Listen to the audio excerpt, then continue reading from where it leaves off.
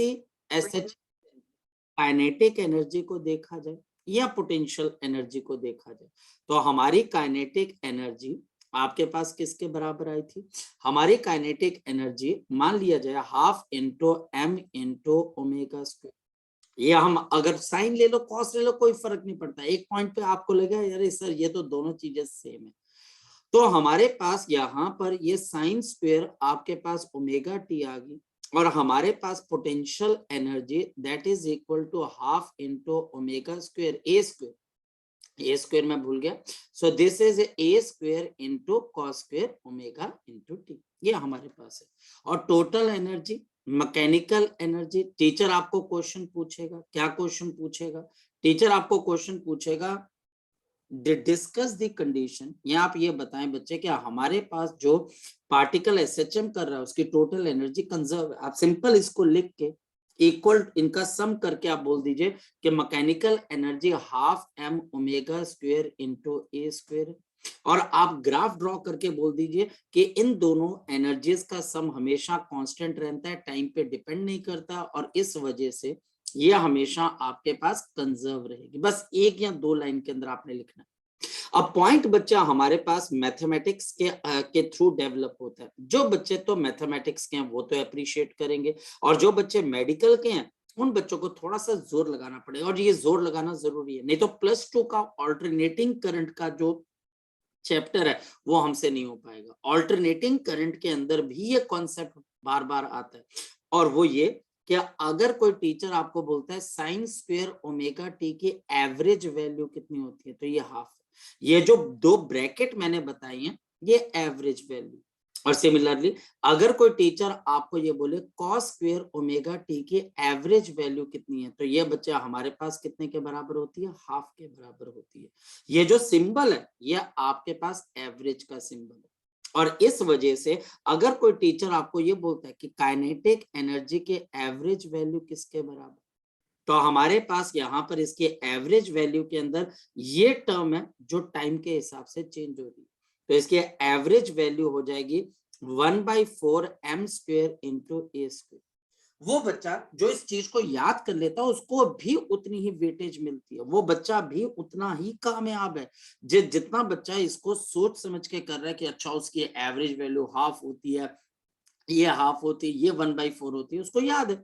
उसे अगर कोई बंदा बोलता है अच्छा एसएचएम हो रहा है तो बता मुझे कि काइनेटिक एनर्जी की एवरेज वैल्यू कितनी है? 1/4 m omega square a square, बस काम खत्म। और बच्चा बोलता है कि सर क्या इससे मुझको पूरे नंबर मिलेंगे? मैं कहता हूँ 101% आपको पूरे नंबर मिलेंगे।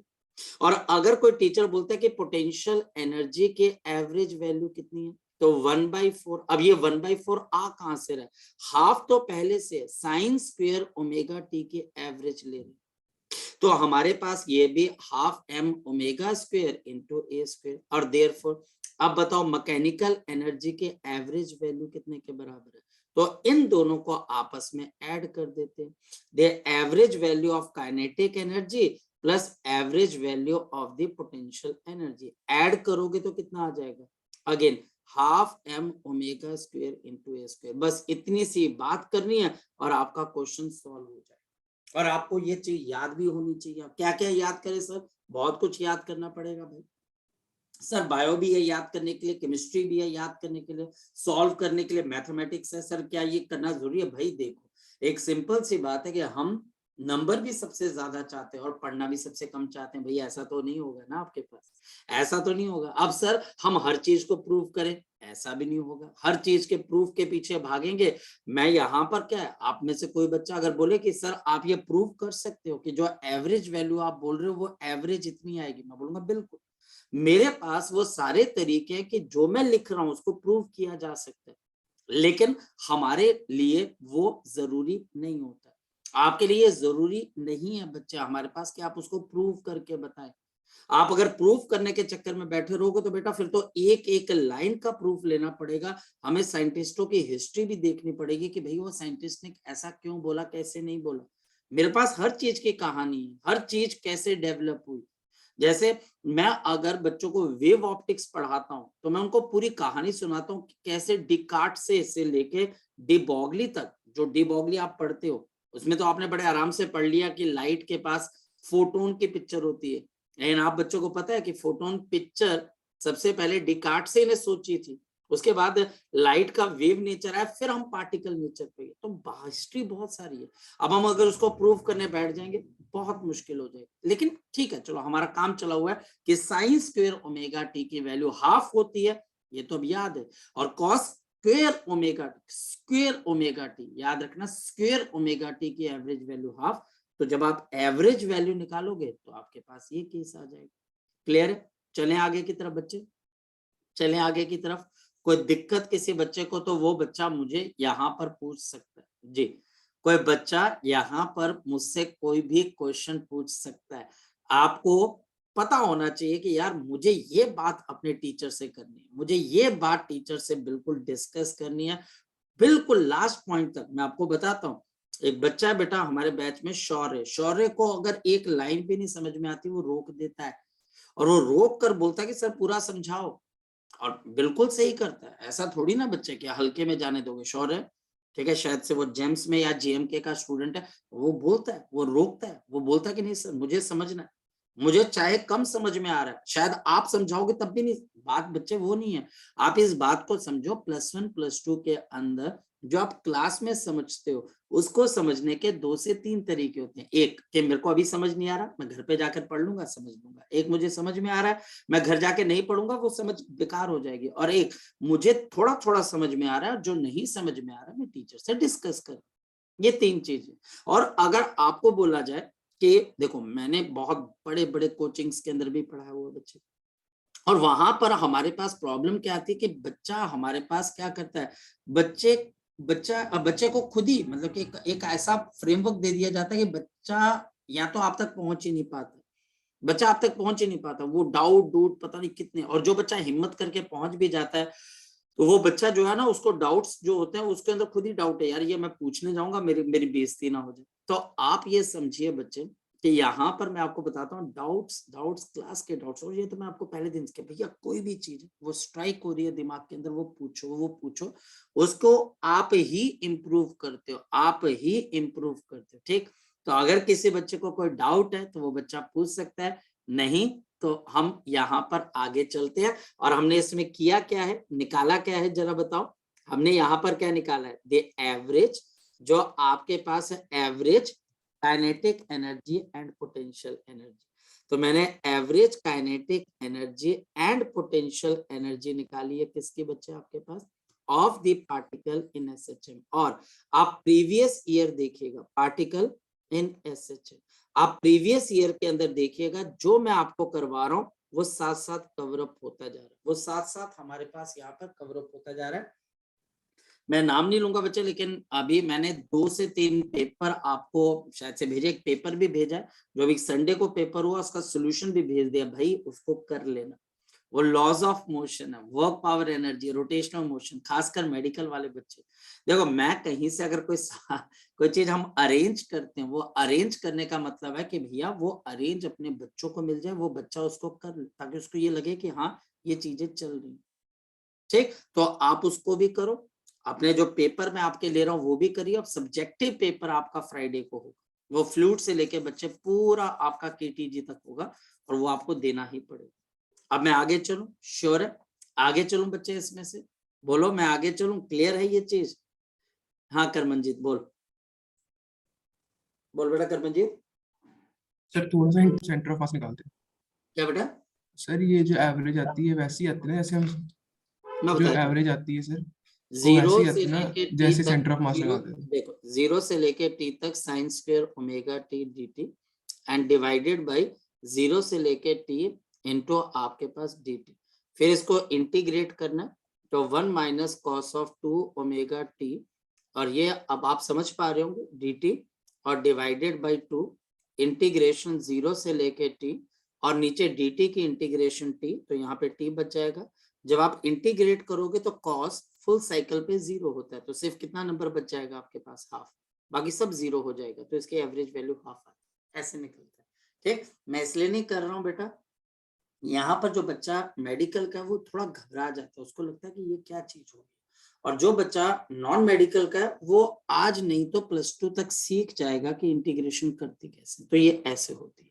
अब मैं चलूं और आप इसको याद कर लोगे, बिलीव मी, मैं अगर आपको बोल रहा हूँ तो मैं बहुत बहुत जिम्मेदारी से कहता हूँ कि अगर आप इसको इंटीग्रेट नहीं भी करोगे, डायरेक्ट कर लोगे, तब भी कोई फर्क नहीं आएगा। अब मैं चल रहा हूँ नेक्स्ट स्टेटमेंट पे। आज हम यहाँ पर कुछ सिस्टम्स की बात करेंगे, वो सिस्टम्स की बात करेंगे बच्चे जो कि हमारे पास SHM करते हैं।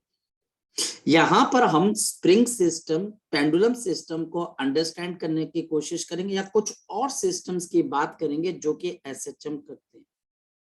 जैसे फॉर एग्जाम्पल मेरे पास अगर देखा जाए तो सबसे पहले हम यहाँ पर बात करते हैं, आपके पास स्प्रिंग मास सिस्टम, मेरे पास यहाँ पर स्प्रिंग मास सिस्टम आपके पास एग्जिस्ट करता है। कन्वीनियंस के लिए हम यहाँ पर स्प्रिंग को क्या मान लेते हैं, मासलेस मान लेते हैं।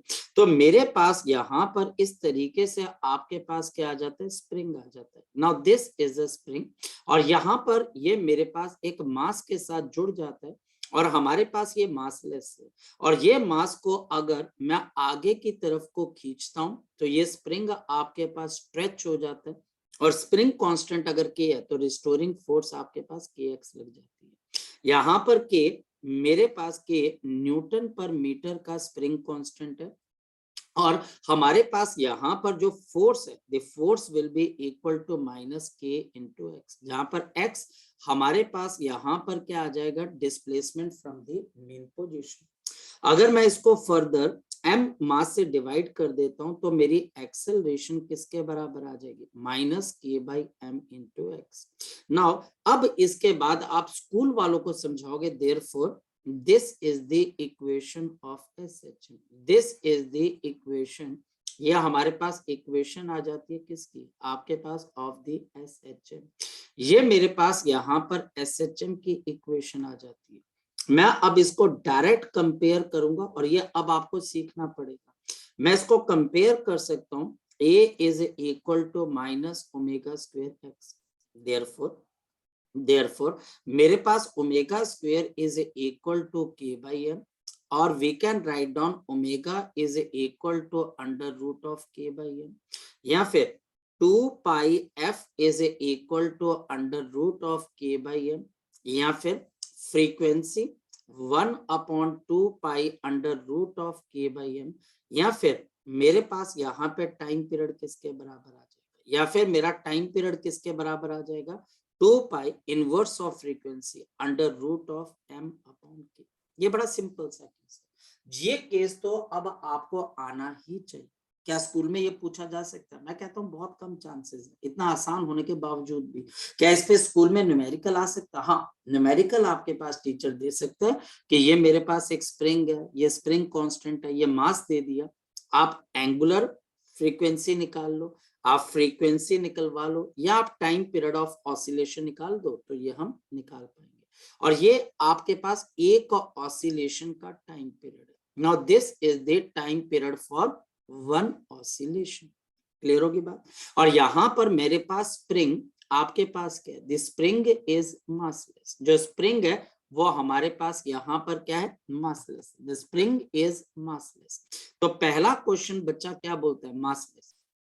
पहला क्वेश्चन यहाँ पर बच्चा ये बोलता है कि सर अगर स्प्रिंग का मास भी आ जाए, अगेन क्योंकि यहाँ पर मेडिकल की जनता भी बैठी हुई है तो हम फॉर्मूला बता देते हैं, और ये फॉर्मूला आपके लिए काम का आएगा। स्कूल में आएगा बिल्कुल भी नहीं, लेकिन अगर आप किसी किताब को सॉल्व करते हो, DC पांडे या कोई बहुत बढ़िया बुक करते हैं, तो वहां पर ये आपके बड़ा काम का। अब यहाँ पर पहला एडिशनल पॉइंट, मेरे पास पहला एडिशनल पॉइंट है, अगर स्प्रिंग के पास मास आ जाए, अब spring has the mass m, this spring has mass m, मेरे पास यहाँ पर स्प्रिंग का मास अगर m के बराबर आ जाए तो फिर आपके पास या ms आ जाए, ज्यादा बढ़िया कि हम ms कर देते। तो फिर अब आपका टाइम पीरियड क्या होगा, तो आपका टाइम पीरियड हो जाएगा 2 पाई अंडर रूट ऑफ, यहाँ पर mass m plus of mass of the spring divided by 3 and divided by k, where k is the spring constant. ये फॉर्मूला अब आपको स्कूल लेवल के अंदर किसी काम का नहीं, ये आपके स्कूल लेवल पे किसी काम का नहीं है। ये फॉर्मूला सिर्फ और सिर्फ आपको जी, आपको नीट या अदर लाइक एग्जामिनेशन में चाहिए। हम क्यों कर रहे हैं, मैं साथ साथ चीजें खत्म करवा देता होता हूँ बच्चे। साथ साथ खत्म करने का फायदा यह है कि कल को अगर आप कोई किताब कर रहे हो तो यार कोई एक आधा क्वेश्चन अगर आता है तो आप सीधा टिक करो। तो मास ऑफ स्प्रिंग भी अब ऐड होगा, लेकिन वो डायरेक्ट ऐड नहीं होगा, डिवाइड बाई 3 हो जाएगा, डिवाइड बाई 3 हो जाएगा। ये वो डेफिनेशन या वो डेरिवेशंस है जो स्कूल का टीचर आपको पूछेगा और जिसमें ज्यादा दिमाग नहीं लगाना कि स्प्रिंग फोर्स होती है फिजिकल टू माइनस के एक्स, मास से डिवाइड करो, ओमेगा आ जाएगा, ओमेगा से फ्रीक्वेंसी और फ्रीक्वेंसी से time. It's a matter of choice कि आप इसको कितनी बार घर पे लिख के देखते हो। नेक्स्ट वन, नेक्स्ट इसमें स्प्रिंग कांस्टेंट के अंदर हमारे पास आपके पास कॉन्सेप्ट आ जाता है which is called the combination of the springs. तो हमारे पास नेक्स्ट चीज क्या आ जाती है, combination of the springs. We have the combination of the springs. तो कॉम्बिनेशन ऑफ द स्प्रिंग के अंदर क्या आ जाता है, मेरे पास सबसे पहले ये पहली स्प्रिंग है जिसका स्प्रिंग कांस्टेंट K1 है, ये मेरे पास दूसरी स्प्रिंग है जिसका स्प्रिंग कांस्टेंट K2 के बराबर है। तो मेरे पास यहाँ पर एक K आ गया और दूसरा बच्चा हमारे पास यहाँ पर क्या चीज आ गई, एक मेरे पास यहाँ पर K आ गया और दूसरा, एक मिनट रुकिए, क्योंकि यहाँ पर हमारे पास है K1 और ये बच्चा हमारे पास K2, ये दोनों सीरीज में 3 भी हो सकते हैं, 4 भी हो सकते हैं, हमारे पास बहुत सारी चीजें बच्चे हमारे पास हो सकती हैं। और हमारे पास यहाँ पर अगर ये K1 और दूसरा बच्चे K2 है, ये सीरीज है। तो सीरीज के अंदर अब मेरे पास नेट K की वैल्यू कैसे आएगी सीरीज के अंदर, तो मैं आपको बता देता हूँ। 1/K net is equal to किसके बराबर आ जाएगा, 1/K1 प्लस 1/ आपके पास K2 एंड सो ऑन। ये इनवर्स में ऐड होती है। फॉर एग्जाम्पल टीचर मुझे अगर यहाँ पर एक K दे देता है और ये भी हमारे पास एक दूसरा K है और सपोज ये मास mkg का, और ये मेरे पास यहाँ पर आपके पास आ गया 6K और 3K। टीचर बोलता है इस सिस्टम का टाइम पीरियड मुझे बताना कि आपका टाइम पीरियड क्या हो जाएगा, what is the time period of this system, दोनों स्प्रिंग मास वैसे। तो मेरे पास 1/K net is equal to, अब बताओ हमारे पास क्या आ जाएगा, 1/ मेरे पास 6K प्लस 1/ मेरे पास 3K। अगर हम यहाँ पर इसका एलसीएम ले लेते हैं तो ये 6K आ जाएगा, यहाँ पर ऊपर 2K और आपके पास यहाँ पर प्लस ऑफ K बच जाएगा। तो हमारे पास 1/K नेट की वैल्यू किसके बराबर आ जाएगी, तो 1/K net will be equal to कितना आ जाएगा, 3K आपके पास अपॉन ये स्क्वायर आ जाएगा और अपॉन आपके पास, नहीं तो ऊपर आप K हटा दीजिए, तो हमारे पास यहाँ पर कितना आ जाएगा 6K का स्क्वायर। तो अब K नेट की वैल्यू किसके बराबर आ जाएगी, तो K net will be equal to, इसका इनवर्स कर दो तो ये मेरे पास कितना आ जाएगा 2K। अब ये तो मुझे ऐड करना आता ही है।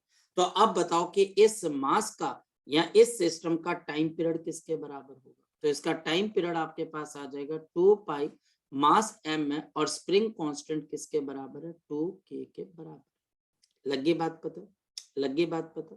सीरीज में जितना स्प्रिंग कांस्टेंट आएगा वो इनवर्स के अंदर ऐड होगा, हमारे पास वो इनवर्स में ऐड होगा। जी श्रेयस बोलो। सर यहाँ पे K नेट होगा ना, K नेट हो जाएगा, K नेट 2K आ रहा है तो यहाँ पर बच्चे हम 2K से रिप्लेस कर देंगे, हम यहाँ पर डिनोमिनेटर में 2K ला देंगे। ठीक है बेटा, यस सर। ठीक है श्रेयस, 3 स्प्रिंग हो जाएंगे। मैं तूने बिल्कुल सही बात बोली, श्रेयस ने बिल्कुल सही बात बोली कि सर अब यहाँ पर आप क्या करोगे, तो मैं बोलूंगा 2 pi under root of m upon, मैं यहाँ पर K नेट डाल दूंगा और यहाँ पर K नेट किसका है, सीरीज का है कि पैरेलल का, तो आप बोलोगे सर ये सीरीज का। अगर मेरे पास पैरेलल कॉम्बिनेशन देखी जाए तो पैरेलल कॉम्बिनेशन कैसे देखोगे, तो हमारे पास नेक्स्ट स्प्रिंग की केस किसकी आ जाती है, which is the parallel combination, which is the parallel combination। अब पैरेलल कॉम्बिनेशन के अंदर हमारे पास क्या आ जाएगा, ये मेरे पास एक स्प्रिंग आ गया, ये हमारे पास दूसरी स्प्रिंग आ गई और इसी तरीके से तीसरी चौथी पांचवी जितनी मर्जी आप स्प्रिंग लगा दीजिए, मास m, ये मेरे पास K1 और ये मेरे पास K2।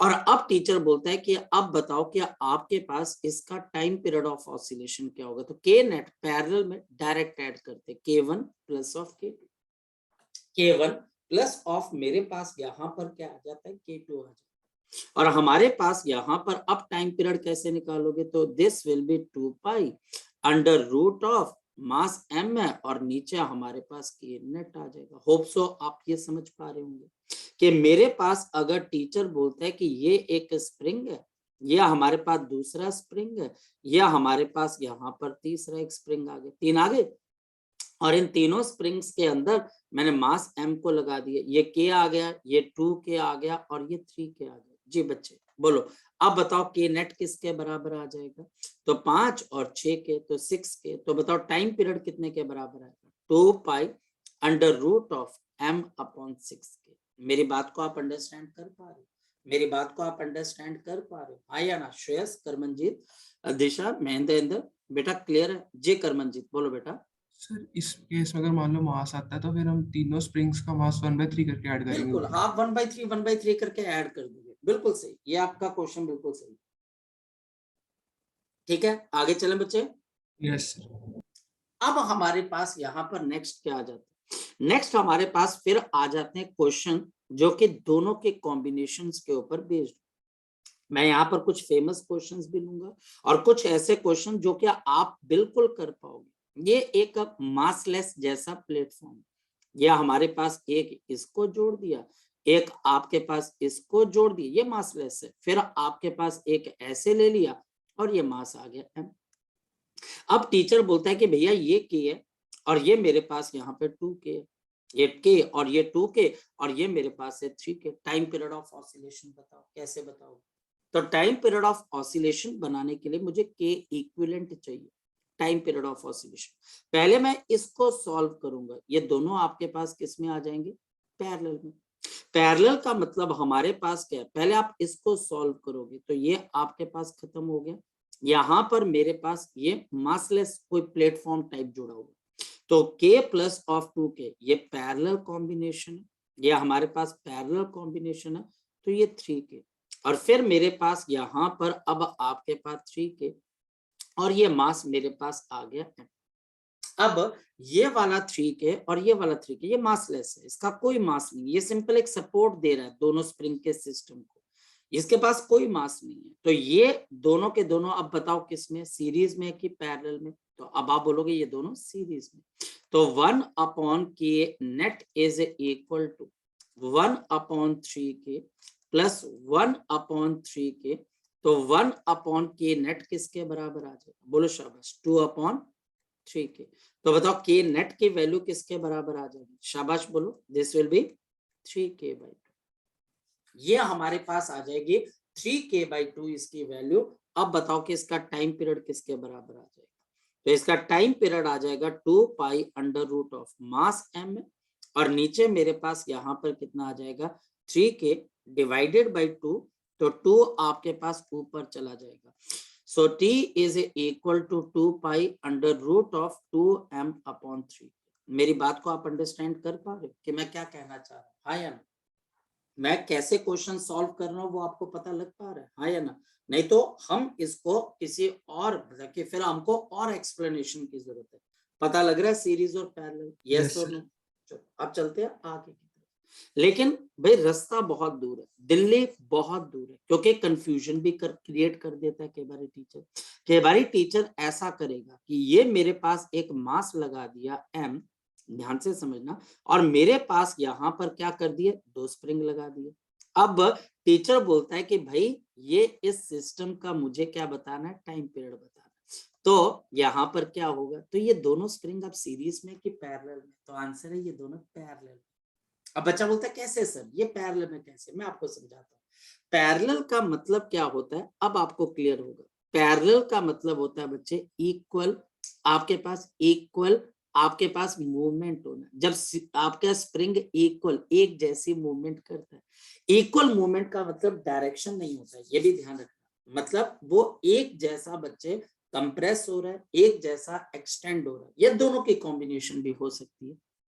और सीरीज का मतलब क्या होता है, सीरीज का मतलब आपके पास इक्वल रिस्टोरिंग फोर्स होनी चाहिए। आपके पास सीरीज के अंदर क्या होता है, आपके स्प्रिंग अलग अलग हैं लेकिन इक्वल रिस्टोरिंग फोर्स आपके पास होनी चाहिए।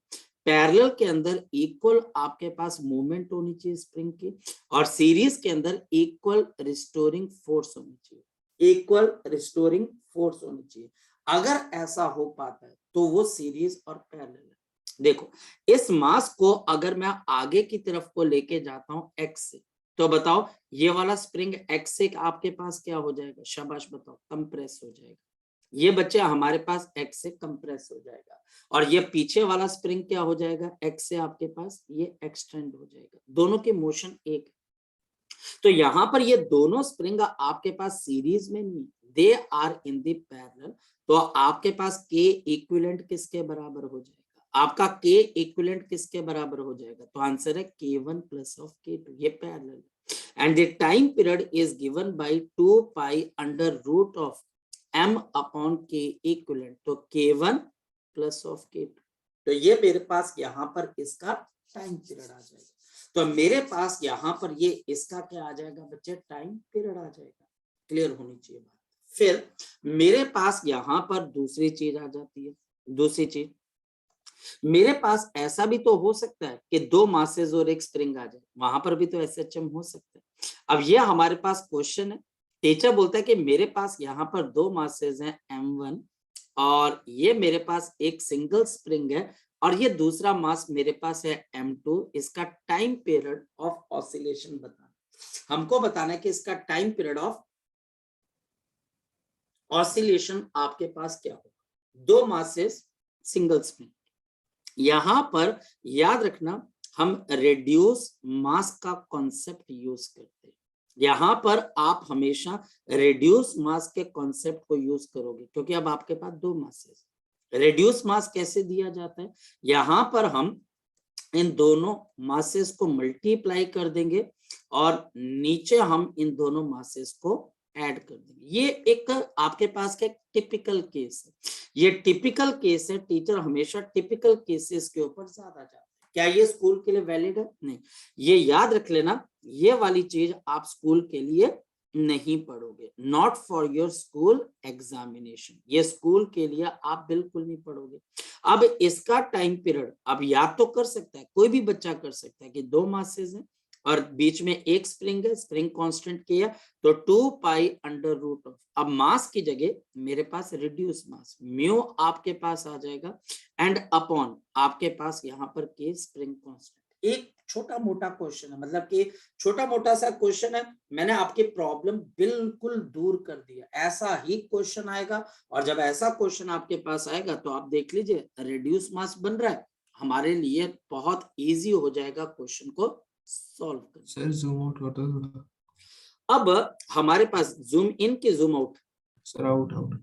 अच्छा ये लो, हमारे पास यहाँ पर अब एक और चीज आ जाती है। यहाँ पर दो मासेस के बीच में हमारे पास क्या हो सकते हैं, हमारे पास यहाँ पर दो मासेस के बीच में क्या एक से ज्यादा स्प्रिंग हो सकते हैं, हाँ। फिर क्या होगा, फिर उनमें अपने प्रॉपर्टी लग जाएगी। कैसे, सपोज कि मेरे पास अब एक टीचर क्वेश्चन देता है, देखो ये वो क्या बोलेगा जी, मेरे पास ये मास आ गया है ना, इसके बीच में मेरे पास, मैं एग्जाम्पल ले रहा हूँ, एक स्प्रिंग बना दी ऐसे, फिर बच्चा हमारे पास एक दूसरी स्प्रिंग बना दी ऐसे, ये के है और ये 2k, मास m है और ये भी m है। टीचर बोलता है टाइम पीरियड ऑफ ऑसिलेशन बता। अब देखो सबसे पहले ये दोनों स्प्रिंग किसके अंदर है, सीरीज में कि पैरेलल में, सीरीज में कि पैरेलल में, सीरीज में कि पैरेलल में, बताओ शाबाश।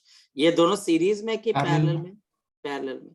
तो इन दोनों को डायरेक्ट ऐड कर दीजिए, k प्लस ऑफ 2k कितना हो जाता है बच्चे, 3k।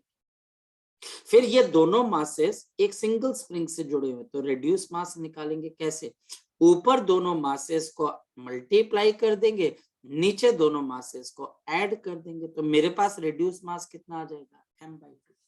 ये हमारे पास यहाँ पर m/2 के बराबर आ जाएगा, ये हमारे पास यहाँ पर m/2 के बराबर।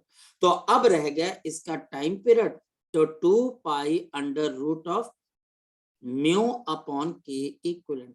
तो मेरे पास यहाँ पे टी की वैल्यू कितने के बराबर है, 2 pi under root of mu की जगह m/2 और के इक्विवेलेंट की जगह मेरे पास कितना आ जाएगा, 3k। तो टाइम पीरियड इस पर्टिकुलर केस में 2 pi under root of m upon आपके पास क्या आ जाएगा, 6। लगी बात पता बच्चे, आपको लगी बात पता बेटा। लगी बात पता बेटा? Yes sir. Yes sir. Clear? चलो अब चलते हैं आगे। अब हम सर- अगर आगे, हाँ बोलो। सर अगर वो एम मास के साथ मतलब एक और स्प्रिंग लगाओ तो फिर क्या करना था? मास कैसे? जैसे वो एक मिनट स्लाइड करो कुछ। हम्म। जैसे कि अभी आप लास्ट क्वेश्चन जो करवा रहे थे इसमें एम के साथ एक और स्प्रिंग लगाओ। यहाँ पर हाँ जी हाँ जी। फिर बच्चे हमको वहां पर देखना पड़ेगा, क्योंकि पहले तो आप इसको सॉल्व करोगे और आप रिड्यूस मास पे देखोगे, क्योंकि उसके अंदर फिर हम एनर्जी मेथड को यूज करेंगे। एक्चुअल के अंदर हमारे पास सिंपल हार्मोनिक मोशन के क्वेश्चंस को करने के लिए, क्योंकि जब हम मासेस मूव करेंगे बच्चे, तो हमको यहाँ पर देखना पड़ेगा कि ये आपके पास दोनों मिलके एक सिस्टम बना रहे हैं और फिर वो उस सिस्टम के साथ जुड़ा हुआ है। कहने का मतलब हमारे पास यहाँ पर ये मास और ये मास, इसमें अपनी रिस्टोरिंग फोर्स डेवलप हो जाएगी, इसके अंदर अपनी एक रिस्टोरिंग फोर्स डेवलप हो जाएगी, और इसके अंदर हम करते क्या है करमनजीत, हम एनर्जी मेथड को यूज करते हैं। वो एनर्जी मेथड ज्यादा कामयाब है, क्योंकि यहाँ पर भाई हम कौन सा मेथड यूज कर रहे हैं? Force method. जब आप एसएचएम का टाइम पीरियड निकालते, we have the two different method. One is force method, जो स्कूल के अंदर आपको बार बार पूछा जाएगा। सेकंड इज एनर्जी मेथड, और जैसे ही एनर्जी मेथड आएगा हम यहाँ पर चीजों को डिस्कस कर लेंगे। तो अगर हम उस मास के साथ उसको जोड़ते हैं तो हम देखते हैं भैया सिस्टम के अंदर कितनी पोटेंशियल एनर्जी है, किसी एक इसको आगे लेके चले जाते हैं, फिर कितनी पोटेंशियल एनर्जी और वो काइनेटिक एनर्जी कितनी वहां पे ले रहा है, और टोटल एनर्जी निकाल दी। अब टोटल एनर्जी आपके पास क्या रहती है? कांस्टेंट। अगर टोटल एनर्जी हमारे पास कांस्टेंट है बच्चे, तो उसकी डिफरेंशिएशन 0 होनी चाहिए, उसको सॉल्व करके टाइम पीरियड निकलता है। तो वो हम इसके बाद देखेंगे। ये बड़ी सिंपल से वर्जन है, यानी कि वो सिंपल क्वेश्चन जो हर बच्चे से निकल जाना चाहिए। जो आप बोल रहे हो उसमें एनर्जी मेथड लगेगा, उसमें टाइम लगता है बच्चे। चले आगे। Okay sir. यस। ठीक है, कोई बात नहीं, कर लेंगे उसके अंदर से भी।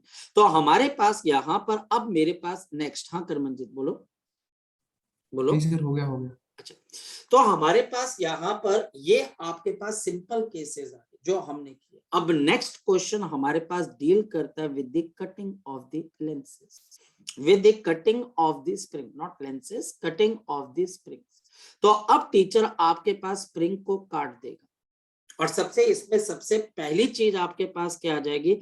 अगर स्प्रिंग को मैं इक्वल हिस्सों में काट देता हूं, अगर मैं स्प्रिंग को इक्वल पार्ट्स के अंदर काट देता हूं, सपोज कि मेरे पास यहाँ पर एक स्प्रिंग है जिसकी एक सर्टेन लेंथ है, और इसके साथ मैंने किसी मास को जोड़ा हुआ है, और के हमारे पास यहाँ पर स्प्रिंग कांस्टेंट आ, ये के है, ये एम, ये के है, ये एम, और हमारे पास यहाँ पर इसका टाइम पीरियड किसके बराबर आ जाता है? 2 pi under root of m divided by आपके पास के।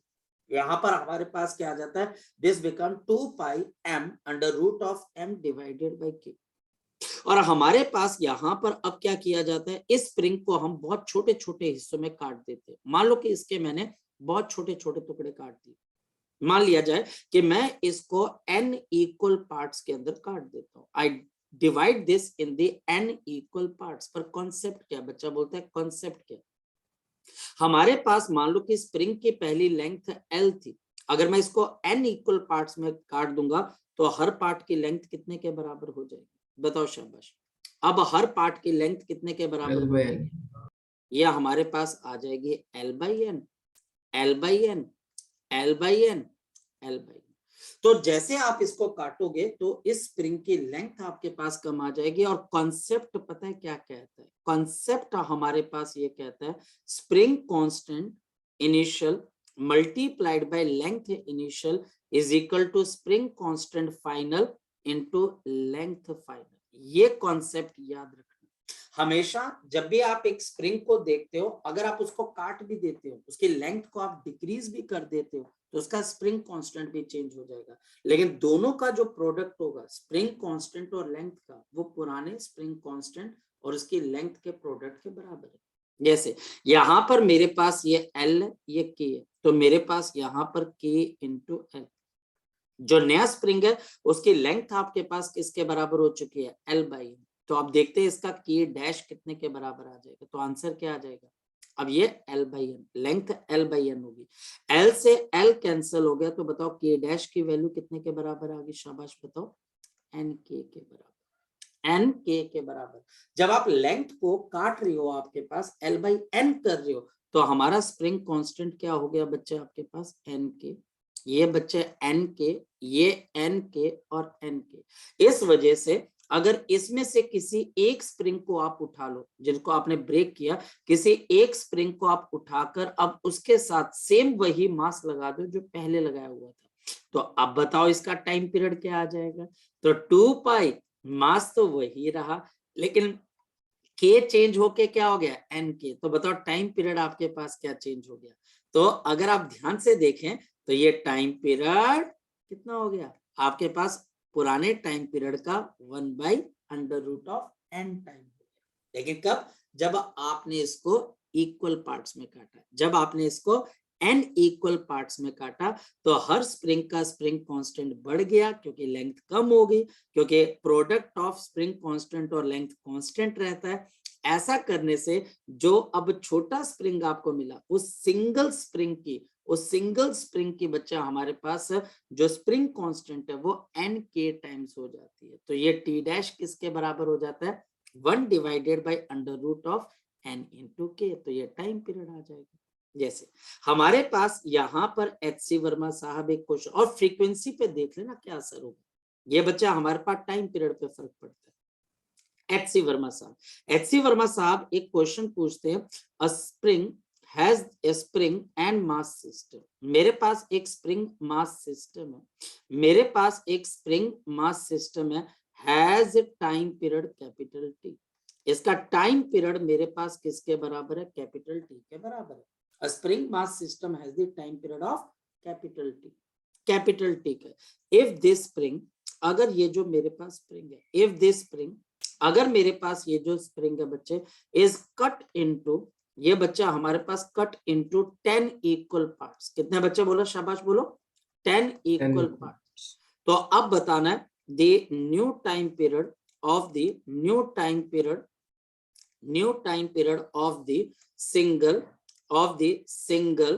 single but small spring will be, बताओ कितना, small spring with same mass भी same होना चाहिए, but small spring with same mass will be, बोलो शाबाश, with the same mass will be, बोलो क्या हो जाएगा, बोलो शाबाश।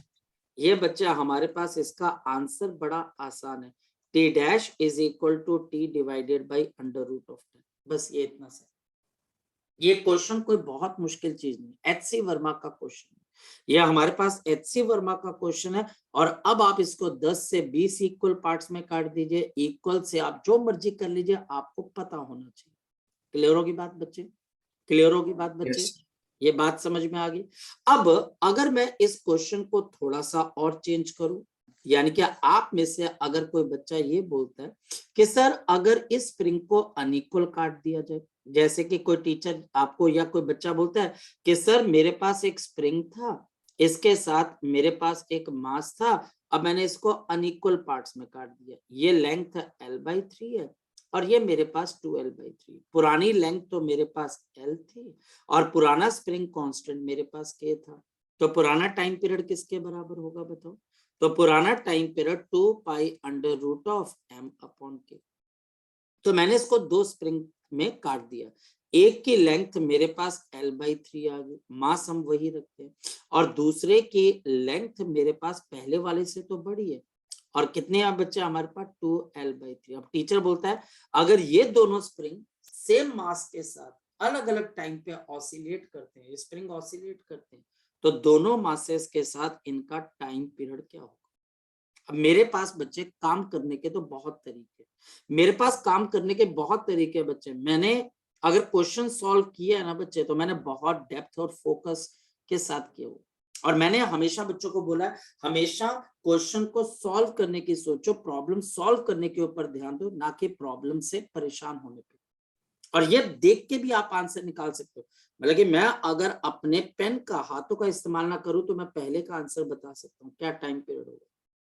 मैं दूसरों का भी आंसर बता सकता हूँ, लेकिन क्योंकि यहाँ पर बच्चे अलग अलग लेवल के बैठे, बच्चे जो है यहाँ पर कुछ खोजी प्रवृत्ति के होते हैं कि भैया नहीं, ये आया कैसे, ये आया कैसे, सर ये जो बोल रही है निकाले कैसे, तो वो भी हम ध्यान में रखते हैं। जैसे मैंने आपको कॉन्सेप्ट क्या बोला, मान लो कि इसका स्प्रिंग कांस्टेंट K1 है और ये K2 पुराना K था, तो अब देखो ध्यान से समझो, मैंने आपको क्या बोला, K मल्टीप्लाइड बाई L जो ओरिजिनल है इज इक्वल टू K1, इसकी लेंथ आपके पास कितनी होगी, L/3, लेंथ L/3, ये K1 तो KL के साथ बराबर होना चाहिए।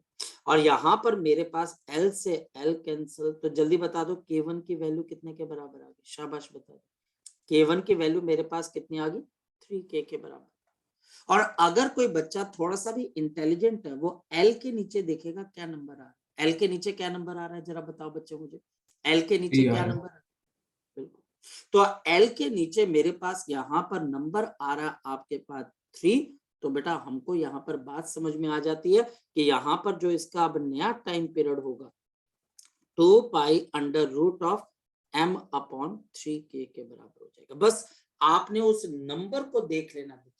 ऐसे ही मेरे पास दूसरे केस के अंदर अब आपके पास क्या आ जाएगा, K into L and this is equal to K2, और इसकी लेंथ कितने के बराबर आ गई, 2L/3, ये 2L/3 है तो ये कैंसिल हो जाएगा। तो अब बताओ K2 आपके पास कितने के बराबर आ जाएगा, K2, तो मेरे पास यहाँ पर K2 आपके पास आ जाएगा 3K/2, ये बच्चे 3K/2, और मेरे पास अब बताओ कि time period T double dash कितने का आ जाएगा, तो 2π√, आपके पास m डिवाइडेड बाई 3K/2। अब टीचर पता है क्या करता है, टीचर आपको डायरेक्ट क्वेश्चन ही पूछेगा, व्हाट, अब वो बोलेगा कि मैंने जी इसको ना 2 हिस्सों में काट दिया, what is the time period of the longer spring, यानी कि जो मैंने 2 टुकड़े किए उसमें से जो लंबा स्प्रिंग निकला 2L/3 का, आपको ये बताना है कि इस 2L/3 का जो आपने स्प्रिंग निकाला बच्चे, या L/3 का जो स्प्रिंग निकाला है, आपको ये बताना है कि इसमें से इसका टाइम पीरियड क्या निकल कर है, क्योंकि उसको पता है कॉन्सेप्ट इजी है, टीचर को पता है बहुत इजी कॉन्सेप्ट है, उसको पता है कि पिटा हुआ कॉन्सेप्ट है, लेकिन बच्चे इसी पिटे हुए कॉन्सेप्ट में पिट जाते हैं। सबसे बड़ी बात है, पता नहीं क्यों पिट जाते हैं, मुझे समझ नहीं आता है कि वो मल्टीप्लाई करना भूल जाते हैं, वो डिवाइड करना भूल जाते हैं, या पता नहीं क्या सोचते रहते हैं, और बड़ा मुश्किल है स्प्रिंग को, अबे कुछ नहीं है, जरा देखो L के नीचे नंबर 3 है, यहाँ पर m डिवाइडेड बाई 3 के आ गया, वहां पर L के नीचे 3 नहीं है, 3/2 है, तो यहाँ पर आपके पास नीचे आपके पास 3K/2 आ जाएगा। ये कोई बहुत मुश्किल चीज नहीं है, हो जाएंगे क्वेश्चन बच्चे सॉल्व, हो जाएंगे बच्चे, हाँ या ना, हो जाएंगे क्वेश्चन सॉल्व। अच्छा, अब मैं आपको एक और चीज बताता हूँ, ध्यान से समझना, फोकस करना, बड़ा मजा आएगा बच्चे, बहुत मजा आएगा। जी श्रेयस बोलो। सर अगर हम ये अनइक्वल को पैरेलल में लगा दें वो कैसे करेंगे? वो देखो, अब आप बहुत अच्छा क्वेश्चन पूछा बच्चे, लेकिन पॉइंट है बच्चे पैरेलल में लगाएंगे तो अब तो ऐसा बोल रहे कि सर एक गाड़ी गाड़ी की आवाज आई एक थी, कंप्रेस होगा, एक स्टैंड होगा। हाँ, एक इसको सीरीज में लगा ले लड़के, इसको सीरीज में लगा के फायदा होगा, पैरेलल पैरेलल में में लगाएगा। आपने दूसरा केस बताया था वैसे लगा सकते हैं ना, हाँ हाँ, वैसे आप थोड़ा दोनों सा कर साइड से। सकते हो, है ना, थोड़ा सा कर सकते हो, आगे पीछे करके कर सकते हो, पर देखो मेरे हाथ जोड़े बच्चे, आप ऐसा बोल रहे हो कि सर एक, जैसे कि एक सर मैं घर पे डॉग लेके आ रहा हूँ, सोच रहा हूँ सर मैं इसमें घोड़े की टांग लगा लेता हूँ, तो ये घोड़ा भी बन जाएगा और जो है ये कुत्ता भी रहेगा, तो ये थोड़ा सा इम्पॉसिबल हो जाएगा, but it's a very good question, अब अप्रिशिएट करूंगा, सोचा तो सोचने की बात होती है, ये मैं हंस नहीं रहा हूँ, ये मैं आपके बात को एंजॉय कर रहा हूँ कि बच्चा सोच रहा है, इस बात को समझना, ठीक है श्रेयस, क्योंकि इक्वल नहीं मूव कर पाएंगे ना, थोड़ा सा मुश्किल हो जाएगा, टेढ़ा हो जाएगा, एसएचएम करेगा काफी हद तक कर सकता है, लेकिन वो ऑसिलेशन ज्यादा देर तक चलेंगे, मतलब ड्यूरेबल नहीं होंगे, ठीक है, फिर भी हम देखेंगे अगर ऐसा कोई क्वेश्चन मिलता है, ठीक है, ठीक है लड़के। फिर वही भी बोलो हो सर सकता है ना मेरी कि बात, मतलब दोनों साइड से लगा दिया तो पैरेलल वाला ही होगा वो दोनों भी। साइड से आप लगा सकते हो, तब भी हो सकता है बच्चा हमारे पास, वैसा भी हो सकता है बच्चे, बिल्कुल देखो लगाने में आएंगे तो हो सकता है, कोई दिक्कत नहीं, दोनों साइड पे लगा दी, बीच में एक मास्क लगा दी, बिल्कुल एग्जैक्टली जैसे करमन ने बोला, पैरेलल में लग सकते हैं हमारे पास। अच्छा, अब हमारे पास यहाँ पर क्या आ जाता है, यहाँ पर अब मेरे पास आ जाता है कटिंग इन रेशो, ये भी जिस बच्चे ने आज समझ लिया तो बेटा उसका तो बेड़ा हो गया, उसने बच्चे जिंदगी के अंदर आपके पास वो चीज हासिल कर ली बच्चे, जो बाकी बच्चे कोशिश करते रहते यार मेरे क्वेश्चन निकल जाए, मेरे क्वेश्चन निकल जाए, पर निकलते नहीं, यहाँ पर इस स्प्रिंग का ओरिजिनल टाइम पीरियड कितने के बराबर होता है? T is equal to 2π√m/k। Focus करना। अब होता काके ये है कि मैं इसको दो रेशो में ब्रेक कर देता हूँ। टीचर रेशो दे देता है, वो बोलता है कि मैं इसको दो हिस्सों में काट देता हूँ कि L1 रेशो L2, ये मेरे पास है P रेशो Q, और इसके टोटल लेंथ मेरे पास L के बराबर है। तो ये P रेशो हमारे पास यहाँ पर Q है। अब मेरे को दो स्प्रिंग मिल गए और इन दोनों स्प्रिंग के स्प्रिंग कांस्टेंट भी अलग अलग हो जाएंगे। ये मेरे पास L1 लेंथ वाला है, इसका टाइम पीरियड बताना है, और मेरे पास यहाँ पर L2 है। पर टीचर ने अब किया क्या? आपको लेंथ देने के बजाय इसकी क्या दे दी आपको बच्चे? इसकी आपको क्या दे दी बच्चे? इसके अंदर से हमारे पास इनकी रेशो आपको दे दी। अब कैसे निकाले? मैं बताता हूँ, बड़ा आसान, बड़ा पिटा हुआ मेथड है ये भी। मुझे ये K1 निकालना, मुझे ये K1 निकालना, ध्यान से समझना। रेशो कितने के बराबर है बच्चे? बताओ शाबाश। रेशो कितने के बराबर है? बताओ शाबाश। रेशो कितने के बराबर है? P ratio Q, simple P plus Q, और L1 की ratio P multiplied by K। Lab K1 निकल गया। बस सही बोल रहा हूं बच्चे।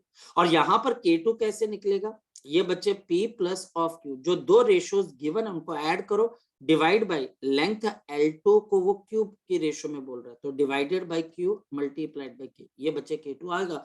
बाकी आप वैल्यू निकाल कर टाइम पीरियड निकाल लो। इसका टाइम पीरियड कितना आ जाएगा? 2π√m/K1, एंड टाइम इसको T डैश कर दो, T double dash is equal to 2π√m/K2। तो भैया बिल्कुल सही बात बोल रहे, साढ़े नाल रहोगे तो ऐश करोगे, शॉर्टकट विच खेडोगे। ठीक है कि कटिंग इन रेशो का भी अगर क्वेश्चन आता है तो आपने घबराना नहीं है भाई। बाकी जनता मेहनत करती है, अरे मेहनत तो भैया डंकी भी बहुत करता है, लेकिन बच्चे इज्जत शेर की होती है ना। ठीक है, वो तो उसका जब दिल करता है वो शिकार करके चला जाता है। तो भैया हमको मेहनत करनी है, लेकिन बच्चे हमने ऐसी मेहनत करनी है जिसमें स्मार्ट। अब बच्चा अपने आप देखो, मैंने क्या बोला, स्मार्ट बनना है, लेकिन स्मार्ट तो बच्चे वॉच भी है ना। तो बेटा आपने वॉच थोड़ी ना बनना, आपने स्मार्ट बनना सही में कि टीचर ने मुझे क्वेश्चन दिया, टीचर ने मुझे क्वेश्चन दिया, और मैं आपको बताता हूँ स्मार्ट बच्चा क्या करता है। टीचर बोलता है, टॉपर क्या करता है? टीचर बोलता है मेरे पास यहाँ पर एक स्प्रिंग है और ये मास मेरे पास m kg है, स्प्रिंग कांस्टेंट k और इसकी लेंथ l। और टीचर मुझे क्या बोलता है? Now this spring is cut in the ratio of, spring is cut in the ratio of, cut in the ratio of, चलो कोई भी मान लेते हैं, cut in the ratio of आपके पास 2:3। इसको 2:3 के आपने इसमें इसको काट दिया, 2:3 की रेशियो में आपने काट दिया बच्चे। Find the individual time period of the two springs with same mass, individual time periods of the individual time periods of the springs obtained with same mass। देखो सेम मास होना जरूरी है, नहीं तो फिर बच्चे पंगा फिर दोबारा, क्योंकि मास सेम होगा तभी हम कंपैरिजन कर पाएंगे। विद द सेम आपके पास मास। अब चलो देखते हैं कौन बच्चा बताएगा। मैं बताता हूँ। हाँ करमनजीत बोल बेटा। सर मैंने पूछना था, अगर स्प्रिंग्स को काटने के बाद उनको सीरीज में ही लगा देते हैं तो सेम फिर दोबारा रिजल्ट वही आएगा सेम ना? आ जाएगा, फिर वो सेम चीज आ ठीक जाएगी। है सर, ठीक। बात तो लॉजिकल है ना, सीरीज ही तो है, बच्चे उसको काट के रख रहे हो। Yes sir, yes. अच्छा अब हमारे पास यहाँ पर क्या चीज आ गई? स्प्रिंग को मैंने दो हिस्सों में काट दिया। अब देखते हैं कौन बच्चा फटाफट इसका जवाब देगा। ये मेरे पास मास m है, इसका अपना टाइम पीरियड तो 2π√m/k के बराबर है। मैंने इसको दो हिस्सों में काट दिया, L1 L2। और बच्चा हमारे पास L1 रेशो L2 किसके बराबर है? 2:3 के बराबर है। जल्दी बताना इसका स्प्रिंग कांस्टेंट K1 और K2। जहाँ कोई बच्चा बता सकता है K1 की वैल्यू कैसे आ जाएगी? बड़े आराम से, ये 2 और 3 है, 5/2, सो दिस इज 5/2 इंटू K। और आपके पास K2 की वैल्यू कितने के बराबर आ जाएगी बताओ? 5/3 इंटू K। ये देख लो, ये आप देख लो अगर आपको समझ में आ रहा है तो। मैंने 5 कैसे लिया? 2 + 3, नीचे 2 क्यों आया? क्योंकि मैं L1 का स्प्रिंग कांस्टेंट निकाल रहा हूँ, उसके साथ 2 नंबर एसोसिएट है। K2 आपके पास दूसरे स्प्रिंग का 2 + 3 5, नीचे 3 क्यों आया? क्योंकि मैं L2 के लिए ले रहा हूँ। अब बताओ कि इसका टाइम पीरियड किसके बराबर आएगा? जल्दी बताओ। 2π√m divided by 5k/2। और बच्चा हमारे पास T2 किसके बराबर आ जाएगा? 2π√m टू आपके पास कितना आ जाएगा, this will be equal to m divided by 5k और 3 ऊपर चला जाएगा और ये आंसर आ जाएगा। जी लग गया पता बच्चे, आपको लग गया पता बेटा?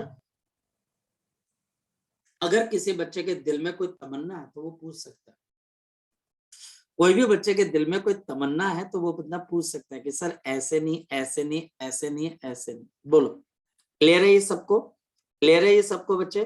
तो फिर मैं आगे की तरफ कहानी तभी बढ़ाऊंगा बच्चे जब आपको ये पॉइंट क्लियर है, या कल तक आप इसको रिवाइज करके आओगे तब बच्चे बात है। मैं तो आपको हर चीज बताऊंगा कि कटिंग ऑफ स्प्रिंग के भी कितने तरीके होते हैं, रेशो में अगर आएगा तो आपने क्वेश्चन को सॉल्व कैसे करना है, और ये लेक्चर घर पे जाकर देखने जरूर होते हैं, नोट भी अपने बनाने हैं, नोट्स भी अपने बनाने हैं, तो जाकर आपका काम पूरा हो पाता है। अब मैं आगे चलूं महेंद्र मैं चलूं बच्चे आगे? Yes sir. चलो अब चलते हैं बच्चे हम आगे की। अब आगे मुश्किल क्यों? मुश्किल इस सेंस में बच्चे, जब तक हम मुश्किल नहीं करेंगे तब तक आसान का बच्चा हमारे पास कोई महत्व नहीं रहेगा। मुश्किल से पता लगता है हम कितनी चीजें इजी करके।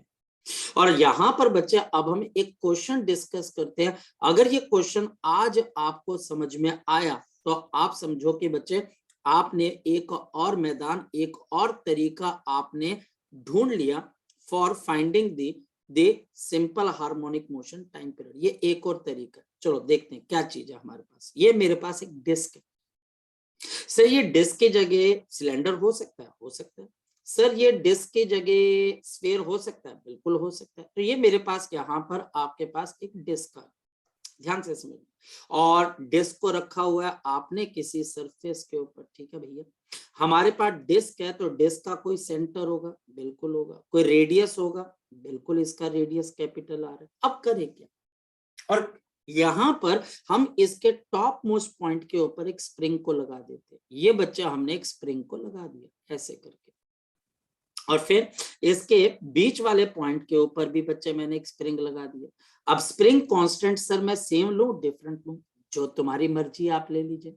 ये हमारे पास K1 है, ये मेरे पास K2 है, दो स्प्रिंग लगा दिए। ये हमारे पास जो बॉडी है इसका मास है मेरे पास m kg, और I हमारे पास इसका मोमेंट ऑफ इनर्शिया। और क्योंकि डिस्क है हमारे पास, क्योंकि डिस्क है तो इसका moment of inertia half m r² होता है, वो हमें पता है। अब ये मैं थोड़ा सा आगे की तरफ को चल रहा हूं। अब जिस बच्चे की रोटेशनल मोशन स्ट्रांग होगी वो ये कर पाएगा, अब जिसकी रोटेशनल मोशन वीक होगी वो फंस जाएगा यहाँ पर। वो बोलेगा सर K1 वाला क्वेश्चन, जो हैगा वो रोटेशन भी कॉज करेगा ना टॉर्क की वजह से। अब और देखो, K2 अब वाला मैं तुमको एनर्जी मेथड पे लेके जाऊंगा। मैं वो मेथड लूंगा बच्चे की हर बच्चा कर सके, मैं वो मेथड लूंगा, मैं टॉर्क वाला मेथड नहीं लगाऊंगा, मैं यहाँ पर एनर्जी मेथड लगूंगा। और मेरे पास क्या, यहाँ पर मेरे पास क्या आ जाती है कि इफ दिस डिस्क रोल्स, ये रोल कर जाती है बच्चे विदाउट आपके पास यहाँ पर स्लिपिंग, यानी कि प्योर रोलिंग कर, without slipping. If this disc roll without slipping, यानी कि V is equal to R omega, then time period of the SHM will, then the time period of the SHM will be, then the time period of the SHM will be। तो मुझे यह बताना है कि यहाँ पे time period क्या होगा इस मास का बच्चे SHM के लिए।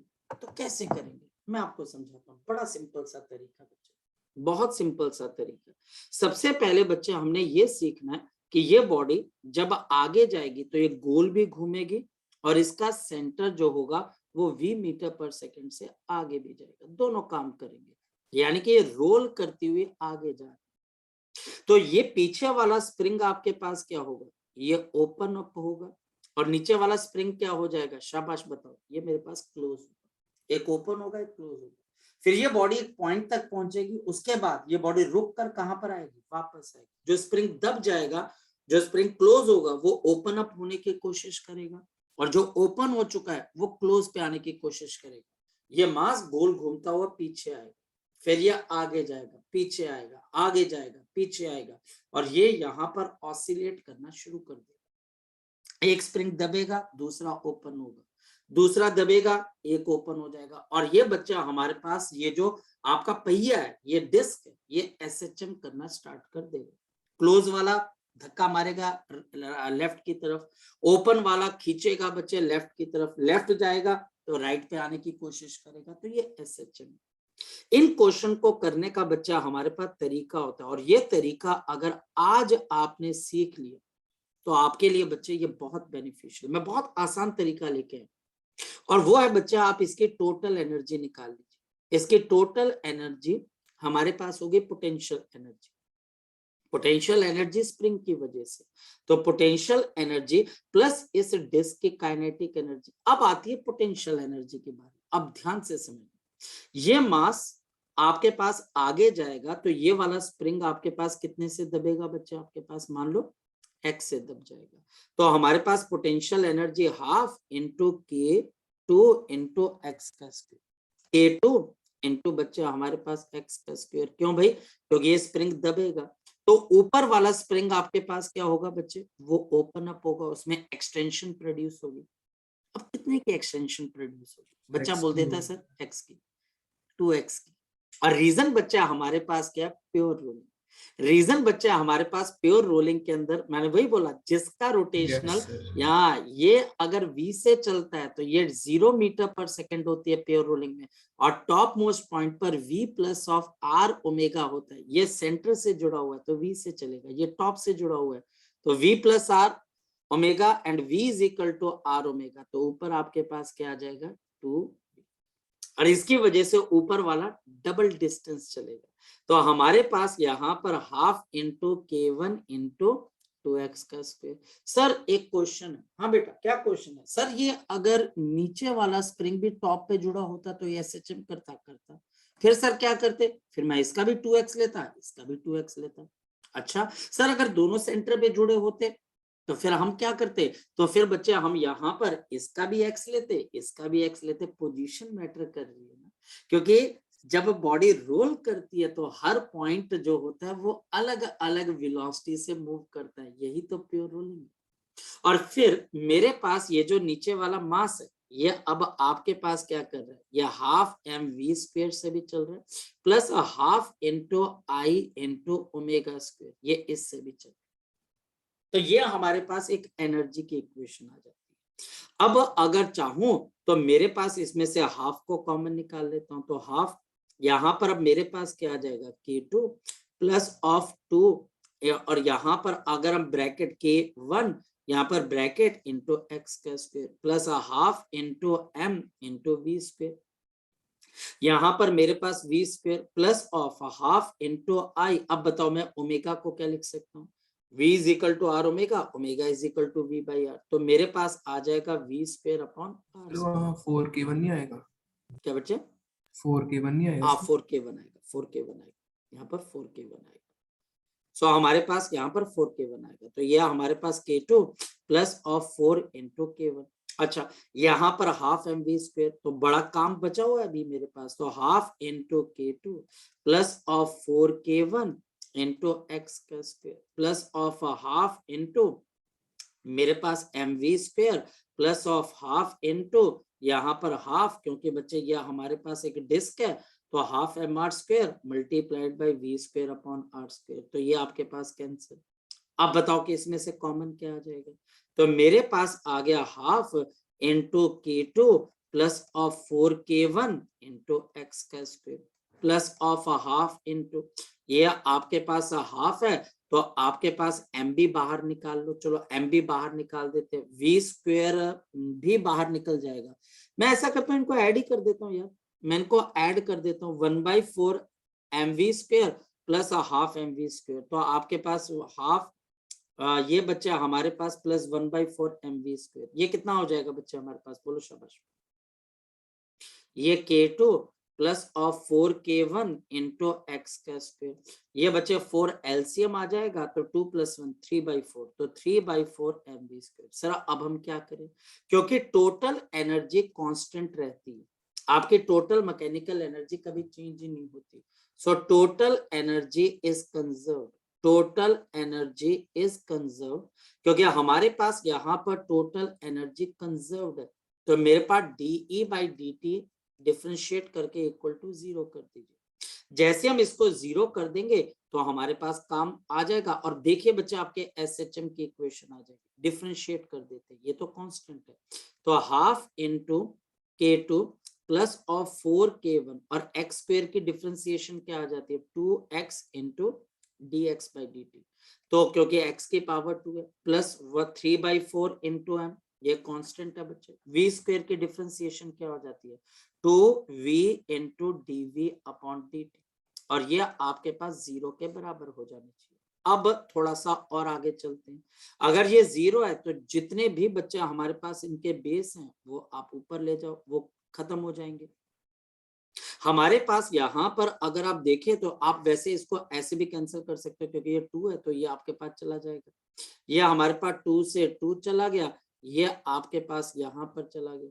अब बताओ K1 K2 plus of 4K1 multiplied by x। अब बताओ dx अपॉन dt क्या होती है velocity is equal to minus of आपके पास 3 आपके पास यहाँ पे 2 इंटू m, ये वेलोसिटी, और dv अपॉन dt क्या होती है एक्सेलरेशन। तो वेलोसिटी से वेलोसिटी चलेगी। अब लास्ट पोर्शन रह गया बच्चे।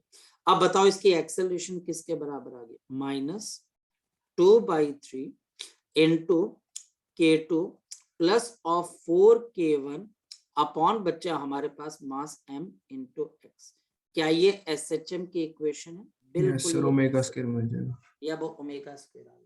हमने जहां से बच्चे शुरू किया था हम वहीं पर पहुंच चुके हैं, क्योंकि मेरी शुरुआत भी इसी पॉइंट से हुई थी कि हम जब भी बच्चे SHM करते हैं तो उस SHM के अंदर हम क्या निकालने की कोशिश करते हैं ओमेगा स्क्वायर।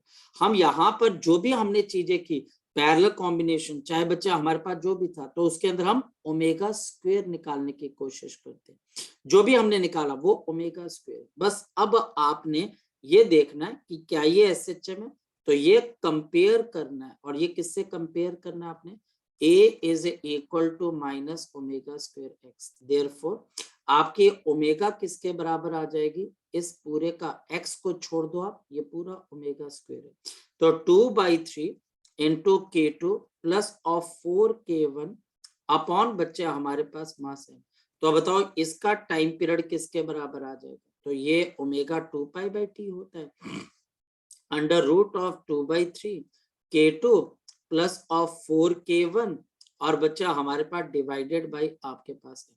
तो इस पर्टिकुलर गाड़ी के पहिए का या फिर इस डिस्क का टाइम पीरियड कितना ऑसिलेशन का? तो 2π अंडर रूट ऑफ आपके पास 3m, और नीचे कितना आ जाएगा 2 into K2 plus of 4K, और ये हमारे पास यहाँ पर रिजल्ट तैयार हो गया। So this is the result.